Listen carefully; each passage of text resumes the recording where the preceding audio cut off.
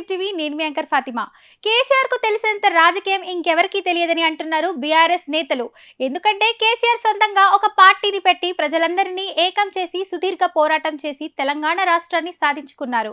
అంతేకాకుండా కేసీఆర్ తన పార్టీని బలంగా మార్చుకున్న తీరు అందరికీ తెలిసిందే. ఉద్యమ పార్టీ స్థాయి నుంచి రాజకీయ పార్టీగా మార్చుకుని 10 ఏళ్లు సీఎం గా ఉన్నారు. ఈ కాలంలో ఆయన రాజకీయాల్లో ఎంతో చతురత చూపించారు.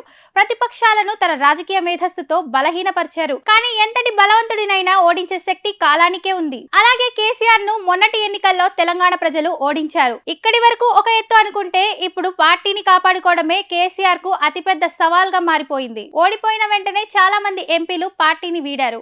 ఇక అప్పటి నుంచి కేసీఆర్ వ్యూహం మార్చారు. ఎంపీ ఎన్నికల్లో ఎన్నో కొన్ని సీట్లు సాధిస్తే మళ్లీ పుంజుకోవచ్చని భావించారు. కానీ పరిస్థితి పూర్తిగా మారిపోయింది. ఒక్క సీటు కూడా రాలేదు. దానికి తోడు ఇప్పుడు ఎమ్మెల్యేలు వరుసగా పార్టీని వీడుతున్నారు. రాజకీయంగా ఇది కేసీఆర్ కు చాలా గడ్డు కాలం. కేసీఆర్ లాంటి అపర చాణక్యుడికి పార్టీ మీద పట్టు లేదని మనం అనలేం. కానీ పార్టీలో ఉన్న ఎమ్మెల్యేలు కాంగ్రెస్ లోకి వెళ్లకుండా ఆపలేకపోవడం అంటే అది కేసీఆర్ కు రాజకీయంగా పెద్ద దెబ్బే అవుతుంది.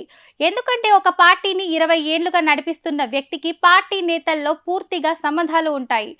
ఆయనకు ఒక మాట చెబితే పార్టీ నేతలందరూ అక్కడే ఆగిపోవాలి. కానీ ఇప్పుడు కేసీఆర్ కు ఆ పట్టు లేకపోవడం నిజంగా ఆశ్చర్యమే.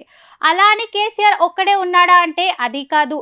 ఆయన తర్వాత కేటీఆర్, హరీష్ రావు, కవిత లాంటి వారంతా పార్టీని ఇన్ని రోజులు చూసుకుంటూ వచ్చారు. మరి వారందరూ ఉన్నా కూడా పార్టీలో నుంచి నేతలు, ఎమ్మెల్యేలు వెళ్లకుండా ఆపలేకపోవడం అంటే నిజంగా వైఫల్యమే. గతంలో కేటీఆర్ హయాంలోనే కాంగ్రెస్ ఎమ్మెల్యేలు అంతా బీఆర్ఎస్ లోకి వచ్చారు. అయితే ఇప్పుడు బీఆర్ఎస్ నేతలు కూడా కేటీఆర్ కు చివరిగా చెప్పేసి మరి వెళ్తున్నారంట. అయినా సరే ఆపలేకపోతున్నారు కేసీఆర్, కేటీఆర్.